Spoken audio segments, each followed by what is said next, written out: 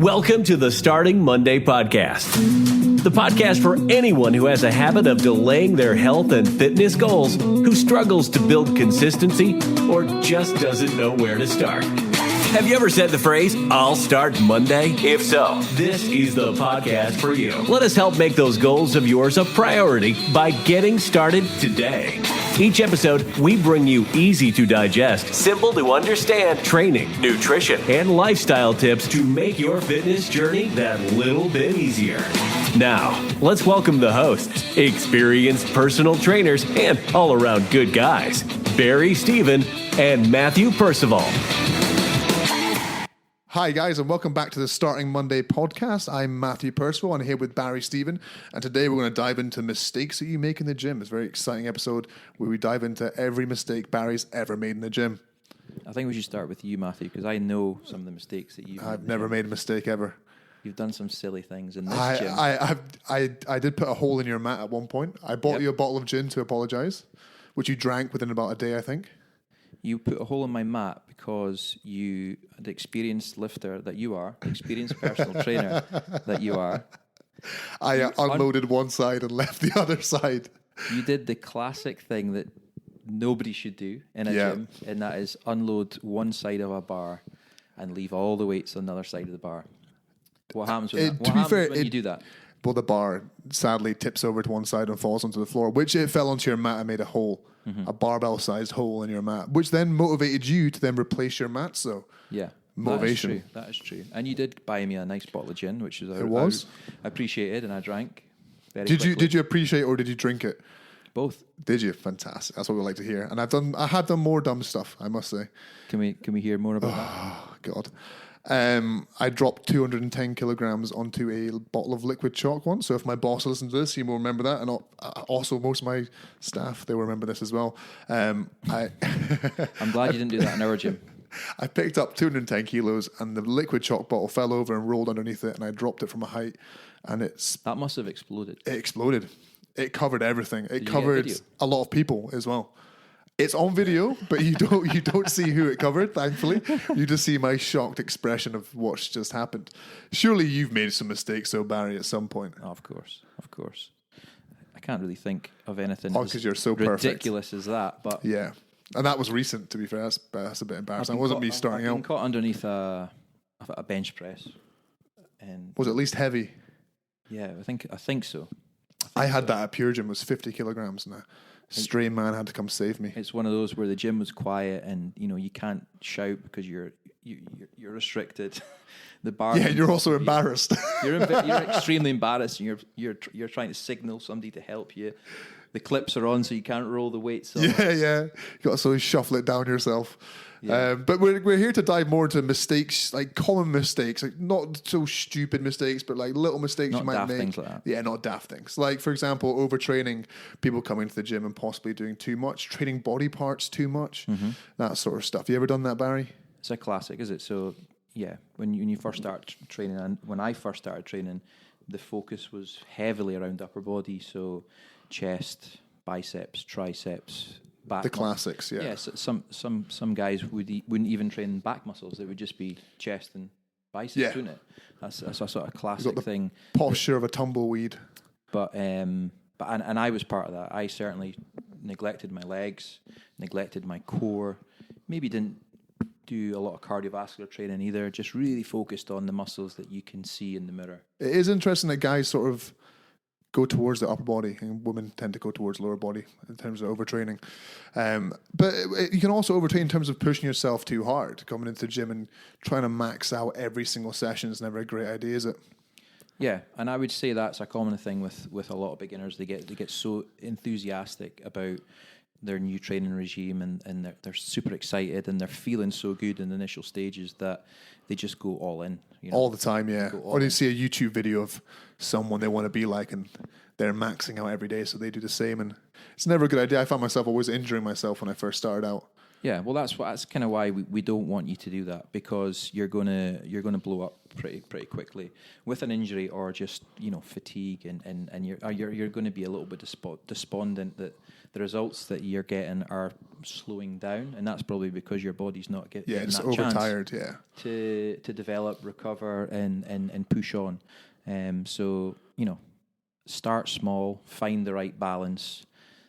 I know you're excited about starting the gym, but really, if you've done 0 sessions per week and you start off with maybe 2 or 3 sessions per week, you should notice a difference. That's a huge difference, and also allows you, 3 or 4 days a week where you're not training, where your body can recover. But maybe you could. You can also then look forward to training. You know what I mean? Rather than doing 6 days a week where you've got to train all the time, you can go, I'm looking forward to going to the gym tomorrow. Yeah. Well, a little fact for you, Matthew. You do know that if you train 3 times a week, and I think hopefully I've got my maths right, that's 156 sessions in a year. That's quite a lot, yeah. When you think of it like that is a lot. When did you do that maths?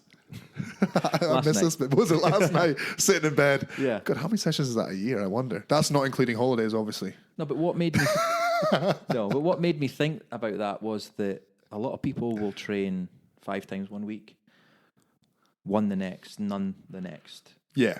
Something like that. And they don't really have that balance. No, they don't find the balance, they don't find the consistency. They're just like, they have spurts of all in, all out. Maybe they get to the end of the year and, they've done 60 sessions. Whereas if they just train 2 or 3 times a week consistently, they probably would have got better results, and they would have done a lot more sessions. What about the polar opposite then? What about undertraining? What do you think about that? Well, I think something that I've noticed a lot with in my time working in gyms and personal training is people do turn up for their sessions. Maybe they may be trained three times a week, 4 times a week, whatever, but it's always at the same intensity. Yeah, they're not putting in that work really when they're coming in. Yeah, they're never progressing on past their original plan or their original. It is an interesting one because you usually have people who kind of like, they either teeter to either side, don't they? There's either they undertrain, they don't really push themselves hard enough, or you have the people who are completely overtraining, going way too hard. And it is about finding that middle ground where you're able to push yourself when you need to, and then recover when you need to as well, to make sure your body's not getting fatigued. And you're consistent, you're coming in, you've found that balance, and over the years you can keep that up. It's like anything, you've got to find like you said, the middle ground, the balance. Totally agree. If you're thinking that you're going to smash yourself all the time, it's not realistic. It's not sustainable. It's probably not going to happen. But on the other hand, if you're not training hard enough, don't expect huge results. Yeah, results. Yeah. So what if I came to you, Barry? Let's say I'm a bit overweight, and I'm coming to you. I've trained in the past, haven't trained in 3 months, and you're going to help me out getting back into the gym. I struggle with that consistency. What would you recommend? How many days a week am I coming? Are you training at all at the moment? I went out for a run last week. How about that? Wasn't very good. I did 3K and almost died. Okay.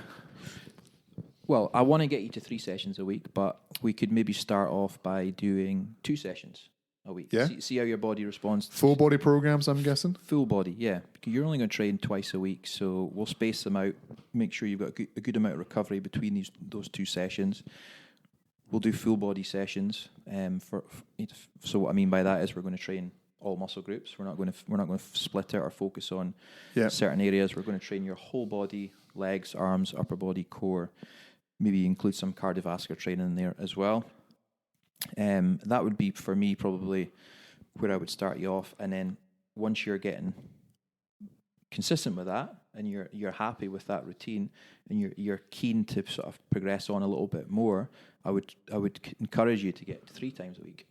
And then probably you would stay there for quite a while. So what would be your next step from, if I was then 3 times a week, I've done that for quite a while, what would be your next step from there? Would I be going to something a bit different style of training, or what would be my go-to?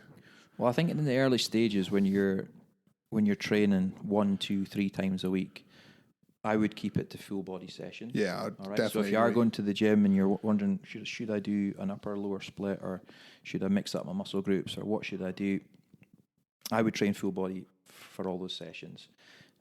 You're not going to be overly fatigued in certain muscles then. Do you know what I mean? Yeah. If you go to train your legs and you're a beginner and you're not that experience, you're not that conditioned, and you do a whole leg session, you're probably going to it's going to be brutal the next day. Probably going to feel it on the full body sessions anyway. Do you know what I mean? Walking's going to be tough. Stairs are a no-go. But yeah, there's still room to progress the frequency. I always think the optimal is 3 to 5. Yeah, I would say 3 to 5 for most of my clients is where I sort of sit them. Depends on what they can manage in their balance. So it's whatever they can commit to. If people come to me and go, I would like to have a 5th day. I'm like, can you commit to 5 days a week? Are you serious? Like, can you manage that? If not, 4 days, that's ideal. And then usually I teeter towards an upper lower split for a lot of 4 days a week people. I don't know about you.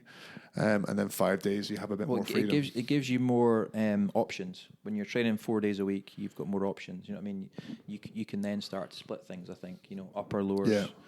Maybe split into, you know, actual muscle groups, depending on, you know, what the client enjoys, what you enjoy, what you want to achieve, you know, what your main focus is, that sort of thing.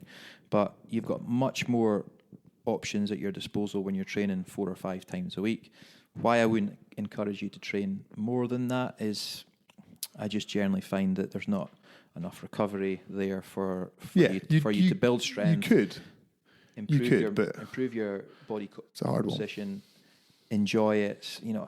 So unless you're like a proper full-on full-time athlete, you can, and you have someone who's like making these very advanced programs, you can sort of manage fatigue to train more. But I would say 5 days is the pinnacle, really. So what's your current split, Barry? What do you do?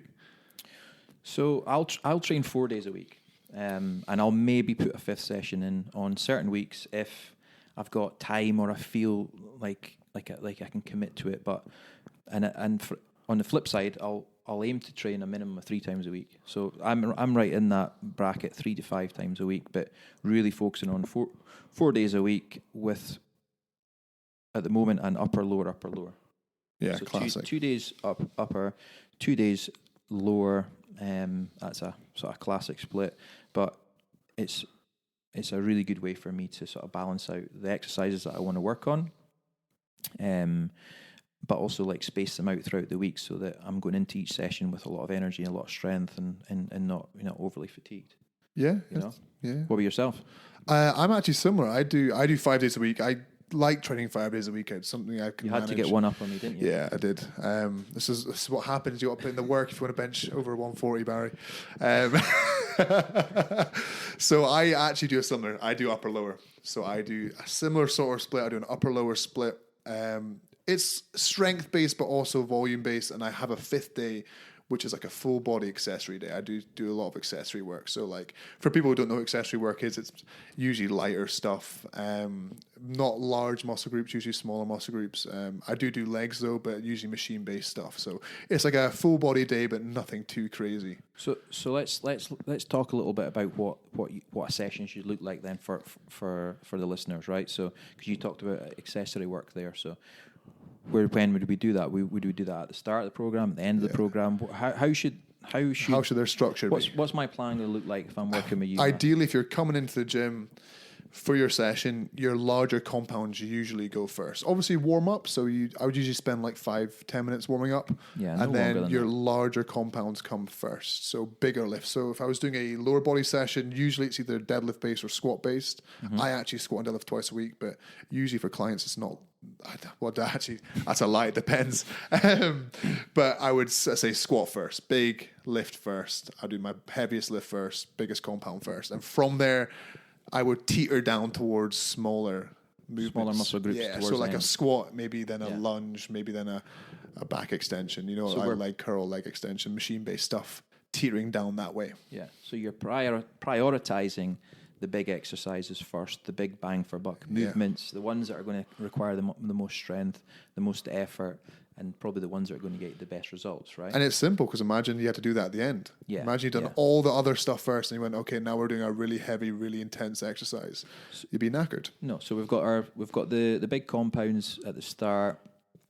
We've got the smaller isolated exercises towards the end. Where do we, if we want to include some cardiovascular element into this training plan, where do we do it? Because you know I'm a big fan of cardiovascular. Yeah, because a lot of I have seen you on the ski erg on your Instagrams. We're almost there. So for people who don't know, we're doing a challenge in the gym right now where we are ski erging to the North Pole. For context, it's 770,000 meters, which is probably about 16 marathons, and we actually only have 10,000 meters left to go. So You're just winging it, are you? if people listen to just this, making it up. it's probably done by the time this is out, which is fantastic. Okay. Yeah, because what a lot of people maybe do, I know it's something that I used to do when I first started out as well, is I'd do cardio first and then go and do some weights. Or you see it a lot in the commercial gyms. Yeah. People come into the gym and they feel a bit, anxious, intimidated, so they go to their Their sort cardio of their first, sort of yeah. happy place where they can be okay, and they're on the treadmill and they're working hard and they do a good bit of work on the cardiovascular machine. Then they go and do some strength work in the gym. Is that the right thing to do? No, I wouldn't say so. But as you said, the safe zones for most gyms are the cardiovascular areas. Yeah. Usually they're at the very start of the gym. You walk in and they're there, so you can just get So you into can understand why people why gravitate people do towards that. them. And it's not totally wrong, but what we are saying is that you maybe want to prioritize anything strength based at the start of your hourly session or whatever that is, and then include some sort of endurance work or cardiovascular work that's going to work the heart and lungs towards the end of the Are session. you still doing cardio work, Barry? You still diving into that? You did a lot of boot camps in the past? Yeah. I always include cardio work because it's part of being fit and healthy. Can't just lift heavy stuff all the time, Matthew. You've got Oh, God. sometimes you've got to run after my kids. He's looking at me. He's making eye contact with me. It's making me feel bad. I completely agree, Barry. I think, Let's move on. to be honest, for me, I like the feeling of being fit as well. You know what I mean? So I would say so. From this challenge, I have a mindset of if I'm going to do something, I'm going to do it. Doesn't matter what it is. So this challenge was a bit of a far-fetched one. There's only a couple of us doing it, but adding in the ski erg at the end of each session for 10, 15 minutes, I would say I have noticed a massive difference in my general fitness. yeah. Well, I should think so. If you're skiing all the way to the North Pole, It's not just me. There's probably 6 of us doing it. you're doing. A We asked the fraction, aren't you? asked the whole gym, but we have 6 of us doing it. You're doing from Inverurie to Blackburn, and they're doing the Yeah. rest. Yeah. I might have got us to Dundee, maybe. That's it. You're going the wrong direction. Dear. So let's talk about rep ranges, right? So for someone starting out, because obviously, there's low reps, there's high reps, there's medium reps. It's a hard one to choose though, because it does depend. I would say, like with people starting, my rep ranges will vary on the person. It really does, doesn't it? Yeah. I think a good rule of thumb is not to go too low, because if you're going low rep ranges, you're talking high weight, right? Yeah, exactly. Yeah. So, if you're relatively new starting out, that's probably an area where you don't want to go to just now. All right. Yeah, and you also want to sort of develop the movement, don't you? So the more you're Yeah. doing the movement, the better. So if you're doing 3 reps at a time, you're not really developing, let's say, the squat pattern. You need to have good technique on that movement when you're lifting low reps and heavy weight. Yeah. All right. So you have to have developed that technique to a certain level. So that's probably anything under maybe 6, 7 reps you want to avoid to begin with in the initial stages. And I would also say anything to the far end of the scale, maybe above 15 reps, you possibly want to avoid as well, purely just because you're still trying to learn the basics of form, posture, technique, body awareness, body positions. And once you get over a certain number of reps and you're fatiguing and tiring, a lot of that's going to go out the window. And a lot of that... It also gets hard to sort of measure your difficulty level at those Yeah. high reps, because no matter if you did 20 reps of a body weight squat, it's relatively hard. So how do you know what weight you should be using, etc.? So it gets a bit more complicated in those higher rep ranges. So I don't even do them myself. Do you ever do them? Do you ever do super high rep stuff? Anything over Occasionally, 20? Yeah, occasionally. I would throw it in now and again, but not Walking often. lunges and things like that. But the weights, the intensity has to be quite Yeah, low. but is that 10 legs, like 10 reps each side, or is that 20 reps each side? 1 rep each side. 1 rep each side. I would generally program round about the 8 to 12 rep range. That I would would be my completely agree, yeah. recommendations, and just for the reasons that we've just discussed. So that's hopefully giving you an idea of how many sessions you should maybe look to train a week, how you can build that up. what a session should really look like from start to finish, and what your rep ranges should roughly look like as well. So Matthew,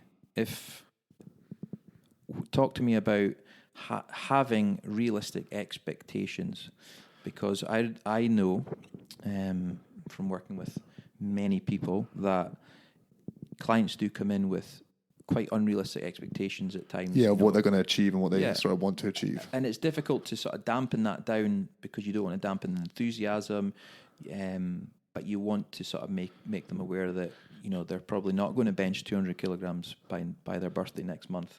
Yeah, possibly not. That might be a bit too far fetched. Or it might not be a good idea to aim to lose 3 stone over the next 3 months. I think a lot of people have a lot of misconstrued ideas of what's achievable and what also happens. I think it's obviously the stigma around women weight training, thinking they're going to get bulky, is sort of going these days. So that's sort of disappearing. But yeah, people coming in and saying, "Oh yeah, I want to lose 3 stone, but also gain 50 kilograms of muscle mass." It's just like, this never really going to happen. So when you have your goals, I would say make it singular. What's your main goal? What's your main focus? What do you really want to achieve? And making that realistic. So maybe break those goals down, right? You can have big goals, big goals, but maybe that's in a year's time or in 2 years' time. Like, I have clients who are like, I want to deadlift 200 by the end of the year. You know what I mean? So we've got 12 months to work towards that, and they're already pulling 150 kilograms. So yeah, we could probably manage that. So making it realistic, breaking it down, what could you manage, what's achievable is really, really key. So probably looking at making a short-term goal, a medium-term goal. Yeah, then a long-term goal at the end. And we're not even thinking about that long-term goal until your mind should be on those short-term goals. Past that short-term goal. Yeah. Because weight loss doesn't look like a straight line from A to B, does it? No, I don't know if you ever used it. We've got one at our gym, a Body Tracks, which is quite cool. So if you do weigh-ins through it, it actually gives you a graph. And it is really interesting seeing people who've lost quite a lot of weight, because it will show you a graph of every single weight like they've ever done. Yeah, it's up and down. And I've tracked my weight daily for... Oh yeah, you were doing your lean, my vlog. Lean for 40, yeah. So if you want to nip over to YouTube and fall asleep, it's fantastic. It's almost as good as listening to some rain or some wind. If you want to take my views up from 10 to 11, that would be amazing. I must say, I watched every single episode, Barry. I was your biggest fan. I actually watched it as you uploaded it. I had the alerts on and everything. To be honest with you, it was a total out of the comfort zone experience, a bit like doing this, to be honest with you. But sometimes you've just got to put yourself out there and get going, and take the criticism, take the compliments. Take the criticism. I think it was fantastic, Barry. I'm sure in 10 years' time you'll come back. I think I helped 4 people, so that's what that helped. That is better than 3 people. So, but good numbers. Getting back to what I was trying to tell you about, there was I weighed myself every day for more or less 16 weeks, and obviously, if you look at the first weigh-in to the last weigh-in, there's a massive drop. And if you draw a line between the two, it's obviously a straight line. But the reality of it is, it was going up and down, up and down, up and down, up and down, up and down.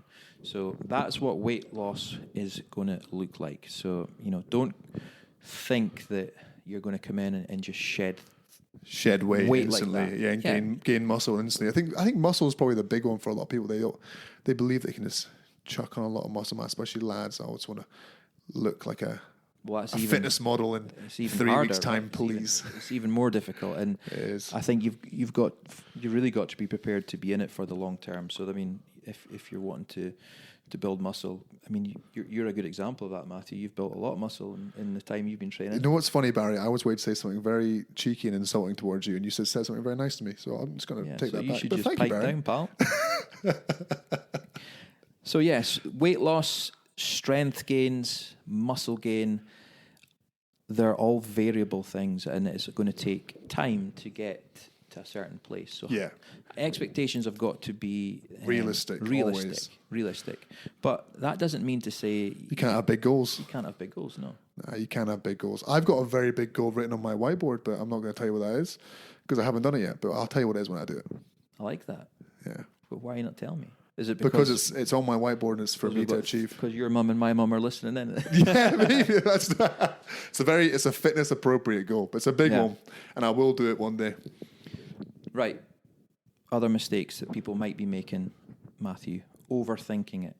Like just you ever been in a situation where you're overthinking everything about your training and you're just forgetting about the basics, you're just... I think I've done it a lot, to be fair, in my time, where you really overthink, even a lift, you know what I mean? You're going into quite a large, maybe squat, and you're sitting there before you're doing it going, I ain't going to do this, it's not going to happen. So yeah, overthinking is probably a really bad one people do. It's not just overthinking their training itself. Yeah, what should go into their training? What should they put in?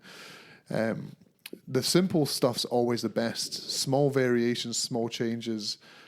I think, again, looking at programs, you can go, oh, well, I want this in, I want this in, I want this in. But having simple, basic movements and only a couple of them for each muscle group is completely fine. You don't have to have this very extravagant You don't need to complicate program. it, right? Yeah, you can get these crazy bodybuilding programs these days, can't you? Yeah. People think, oh, I like a cable fly, but I also like a dumbbell fly. I also like doing press-ups and dips and bench press and dumbbell bench press. And then it's all about hitting each muscle from every single angle and every position grip-wise and all the rest of it, and then we're overthinking it and, You've got 30 different exercises that are all doing a similar sort of thing. Yeah, and we kind of miss the point, don't we? So, I think, don't overthink it, don't overdo it, don't get drawn in by the bodybuilding program that you've seen on YouTube or online, or something that somebody more experienced in the gym is doing, that they're maybe on a different path to you. Let's keep it nice and simple. Go back to the basics that we talked about a wee minute ago, getting that frequency, getting the structure of your session right. Yeah, training doesn't need to be complicated at all. Working on basic movements is going to really, really push you on. I mean, if I look at a lot of the programs that I write, or even I write all the programs for the boot camps that we do here, there is just a lot of basic movements, basic movement patterns, and it's what got a lot of our members are got. Do you still write really your own programs? Do you write your own training programs? I go through periods of writing my own stuff. I go through periods of getting other people to do it, which I think is really good as well, because I much prefer someone else doing it. Pushes you out your comfort zone, and it gives you a different look at how they're treating you like a client. So you're possibly getting even a better program than what you can do yourself, because you're my issue is I'll always add in more. Always add in more. If I write my own program, I'll sit there and go, well, I could put this in. Well, here's the thing, right? So I'm very bad at that. I'm very bad at it. Here's the thing. If I write my program, where's the accountability? Yeah, true. If you write me the program, I'm accountable to you. You know what I mean? So I always think you're probably going to be more committed if somebody else is sort of helping you a little bit. Not saying you should sign up to personal training or anything like that. No, not at all. But yeah, then there's times I'll go through periods where there's not much structure to what I'm doing, but I'm coming in and I'm getting the basics done. I'm getting the 3 or 4 sessions a week. I'm getting the big lifts in. I'm maintaining my consistency. I'm maintaining my strength, but I'm not necessarily working to any particular type of program. Yeah, you're just enjoying the process more. Yeah, just coming in and enjoying and although fitness. I wouldn't rank that as high as having a plan. I think you... No, but I think it's good sometimes. I think it's good to go off and sort of have a bit of freedom for a while, a bit of more relaxed-based training. It kind of is for us if you've been in the game quite a long time, but I would recommend anyone who is starting out, a beginner, to really consider not just winging it and actually just getting a plan. Because your structure is so important. Like we mentioned in our last podcast, you don't rise to the level of your goals; you fall to the level of your systems. All right. Yeah. And having a plan is one of your systems. I would like to point out that you said 3 quotes now in two episodes. I haven't said one yet. I'm going to come back for the 3rd episode with so many quotes. I'm going to rattle them off non-stop. I'm going to have 20 whiteboards in here. Covered in quotes. Yeah. And of course, you can overthink it a little bit with your diet as well. I don't want to go too heavily into nutrition on this episode, but I think don't overthink it with your diet. Also, don't overlook your diet. A big mistake that I actually had someone this week come to me and they were like, I'm not really making that much progress. Not a client, just a gym member. And they were like, I'm not really making that much progress right now. His training's really good. He's got a really good program, but he's not making the progress because I was like, well, what have you tracked your diet? Have you sat down? Have you taken like a small food diary? Do you know where your protein's at, for example? And he was like, actually, no, I don't. So I was like, yeah, that's what you do next. Sit down, look at your diet, figure out what you need to do, and then implement that. So you can make these gains you want, these goals. Because a classic thing is getting into training. That's going to be the thing that gets me fitter and healthier. And my diet is just. But you will notice that difference initially, don't you? You always like that because you've changed something. You've altered something in your day-to-day life. You're now training you weren't before. You will see that change, but that change will stop at some point. That progress will stop. If you've set yourself a goal which involves either losing weight, building strength, building muscle, you can't overlook your nutrition. Not at all. And your lifestyle, all right? But you don't need to necessarily overthink it and get a complicated diet plan or something that is really strict and unsustainable. But what you can do is you can, like you just said there, you could start with something simple like a food diary, just writing down exactly where you currently are at. Yeah. Maybe writing down some honest points about where your lifestyle is currently at. And then you can start to make some subtle changes, some really small steps. Well, nutrition, etc., isn't that well, it is that complicated, but it also isn't. For Joe Pop, it's not that complicated, is it? Really, you just need to make small changes. You can see a big difference. But it's like a round of golf, isn't it? It's like you play a par 4. You're talking to me about golf. Yeah, I don't play golf. it's meant to take you. Barry, 4 I'm shots. terrible at golf. It's meant to take you 4 shots to get in the hole, but often it can take 5, 6, 7, 8, 9, 10 shots. You know what I mean? So we take me about 40. Because we make it overcomplicated, right? We don't, we don't simplify it. And I think if you simplify it, just simplify it right down to the basic points of lifestyle, nutrition, training, those 3 things. Can we make some subtle changes to each one that are going to take us in the right direction, taking small steps, making good decisions, building better habits? I'm going to hit you with a quote. Are you ready for this? Oh God, number 4. Let's go. Every action you take is a vote for the type of person you want to become. Fantastic. Guys, just so you all know, that is Barry's whiteboard of quotes completed. So he's got none left. That is his last one. It's a great quote, though. Who said that, Barry? Yeah, that's another James Clear quote. So, and what book did he write? Atomic Habits. Fantastic. We highly recommend it. You've read it, haven't you? Yeah. I'm guessing. It's a very good book. Yeah. So, yeah, fantastic book. And it would help you to build better habits. So, which is kind of what we're discussing here, is it? We've kind of went a bit off topic, but yeah. Build better habits, and a great way to start with building better habits and keeping things simple, not overthinking your diet, is setting some non-negotiables. All right. So what I mean by that is setting some simple non-negotiables that you are going to stick to day to day. Again, that is another example of creating a system that's going to help you. So what's a non-negotiable? Give me one. 2 liters of water per day. That's a good one. Non-negotiable. 8 hours of sleep. Again, a fantastic one. Non-negotiable. 10,000 steps. Do you manage 8 hours of sleep a night? I would say, since probably not. No, myself these days, I do prioritize sleep, and I have noticed a I'm not saying difference. These are the set non-negotiables that everyone should stick to. I'm just saying these are. I think they're pretty good ones, though, as a whole. Yeah, but you could say 7 hours. It depends. Yeah, where you're 6 at. to 8. That sort of range is usually quite good. If you're only sleeping 4 or 5 hours, then getting 6 can make a set a difference. non-negotiable of 6 hours. Yeah. If you're going to your bed at 4:15 midnight every night, set a non-negotiable of 11 o'clock. Yeah. Yeah. These little things are simple things that you probably think, that's not going to help me lose weight, is it? It will. Trust me, it will. Yeah, make a big difference. I've made a massive difference in my sleep the last couple of years, and I've noticed a huge difference just in training and then progression. Like my strength went up, etc. Just from sleeping a bit better, a couple more hours a night. So I usually get that 6 to 8 range. Not always 8, but I try and aim for it. And that could be the one thing that's holding you back. That could be the one thing that's that small change that's making you that little bit more stressed. That's making you a little bit more tired. That's not allowing you to push that a little bit harder with your training. That's maybe not allowing you to have that focus with your nutrition. That could be that one thing that changes it for you. You know what I mean? Yeah, it's a massive difference from a small change. And if you only do 4,000 steps a day, I'm not going to set you a non-negotiable of 10. I would probably set you a non-negotiable of 6. 7 or Yeah. 6 or 7. And slowly build that up. Build you up. So they're some non-negotiables for you, and you can maybe come up with maybe 5 or 6 that you could. There's always ones you could think of, no matter how good your lifestyle is. There's always some Yeah. negotiables or non-negotiables you could pick out and choose. So don't overcomplicate the diet.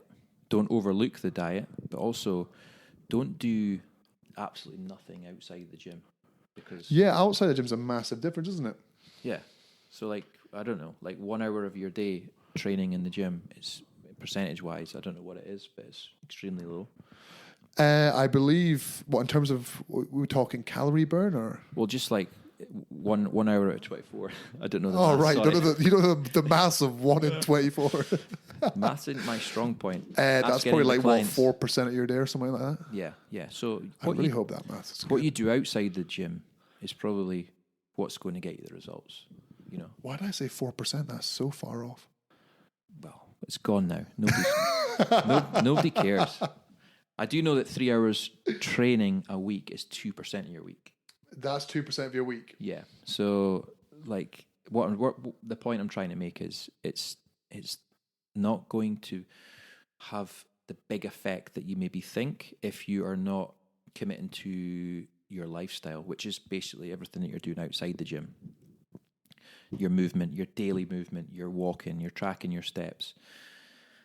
Can I get you to move more? Can I get you to sleep better?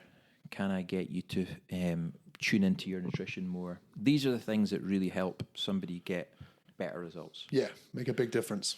And if you can get on board with that early doors when you're just starting out and not make the mistake of maybe neglecting this for months on end, you know, you're going to have a better chance of getting to your goals. Massive, yeah. Yeah. Supplements. Talk to me about supplements, It's a Matthew. big one, isn't it? I'll talk to you about what I take currently. What do I take supplement-wise? So We're already at 36 minutes, so hopefully it's not a long we list. we won't. Don't worry. Well, hopefully you're not bored right now, guys, and you're still listening. Supplement-wise, I only take creatine, whey protein, and I take a multivitamin. That's all I take. Well, actually, to be fair, it's a lie. I do take pre-workout currently as well, mainly because I can actually manage how much caffeine I want per session. So usually I kind of like increase with my training. So those are my current supplements. Creatine's a really good one. It's well studied. It has a lot of benefits. I won't get into it because, God, we'll just chat about it forever. But creatine's a good one. It's not too expensive. A multivitamin's always good because Why would you take creatine? Is it? it improves performance in terms of like strength-based performance Okay. without getting too much into it. Don't worry, but we're at 37 minutes, Barry. God. We're doing okay. We'd be We're 10 doing minutes okay. chatting about creatine. And you said whey and Whey, I take whey, yeah. Mainly because getting protein in all the time can be quite hard. So I take whey protein in the morning, and then I take a multivitamin as well. I'm not the best at a balanced diet, so yeah. I get all my vitamins in. Well, I would say I'm absolutely no different to you. I'm not really a big pre-workout guy. I do take. But you do like a nowadays. coffee, don't you, Yeah, before a workout? yeah, well- But I just found myself spending too much money on coffee, so I was like, I should probably just save a bit of money and get some pre-workout, and it is cheaper, to be fair. Good point. Well, I mean, the main active ingredient you're buying in that pre-workout is caffeine. So Yeah, that's all I want. and it's a great supplement to have before you train or do exercise, because it's going to help you increase your performance and also minimize the feeling of fatigue mentally and physically, right? Yeah. It's also when you, I think psychologically, when you also associate that caffeine hit with training, then when you take it, then you are like, okay, well, this is time to train now. You know what I mean? There's a more mindset focus, thing around it as well. Cool. Well, supplements, it's the clue's in the name, isn't it? It's supplementing something. So it's supplementing your diet. So you don't need to be wasting vast amounts of money on various different supplements. If you were anything like me, when I first started out, I had a row of supplements in my locker at Bannatynes, and I couldn't even tell you what Was this half when you were of them teaching body pump? Yeah. Yeah, and I was going into the body pump, but I had to have all my supplements before, during, and after. And Oh God. yeah, I think you get duped into. I think you a do. cycle. To be fair, I never did, and I think it was probably a money thing more than a by choice thing. I was like, I can't afford all this. Very expensive. Not a lot of research behind a lot of supplements. If you've ever bought a fat burner supplement, for example, you're just buying high doses of caffeine, basically. Yeah, and caffeine gets you moving, and then you help you get moving more. Calories, so yeah. You don't need these Don't things, need them guys. at all. Whey protein is fantastic because it can be really useful. I mean, for me, I use it in the mornings. I use it in the mornings as well, yeah. Yeah, mix it with porridge, get more protein into a meal that was, fairly low in protein. Add it to a smoothie, add it to yogurts, that sort of stuff. But again, you wouldn't have to have it, would you? You don't have to have whey protein either. No. And you don't need to have a post-workout shake, do we? Oh, God, no, let's not get into that. The anabolic window. Yeah. What's more important, guys, is that you actually get enough protein in your diet throughout the whole day. So, like, that means more than getting protein at a certain time. Like, you had your post-workout shake, but you had zero protein in your dinner, zero protein in your lunch. Yeah, that post-workout shake's going to mean nothing. I ain't going to do anything, all right? Start by getting more protein into your main meals and build it up from there. That's a great place to start. And I think the supplements you mentioned there, Matthew, they're all really useful. So, yeah. Don't be me. Don't buy all those supplements. Do you have one that you like the most? What was your supplement you used? Do you remember one? Was there one that you remember taking? You used to have. Not really. Glutamine or something. Not really. I remember going down the road of taking BCAAs during training. Oh, nice. Okay. And so I went back to do a bench press, and they all fell out my pocket. In a busy gym, and it doesn't. It's not a good look. What format were you taking them in? It's not a good look. Was it powder or was it? No, pills. So in the middle of a busy commercial gym, the PT's on the bench press with pills spilling out his pocket. What a look! Terrible look. Surprised you're still a PT. That's a low point, all right. But we're here to discuss mistakes that we've made. Mistakes, yeah. And that because we want you guys to learn from those mistakes. And yeah, hopefully you've learned from a few of the ones that we've discussed there. Anything else that you want to cover, Matthew? No, I think we've hit it nail on the head, and I think we've got their attention still. We'll leave it at that. Yeah. Well, guys, thank you so much for listening again. This is our second episode. Pleasure. If you enjoyed it, let us know. Comment, send us a wee message, share it.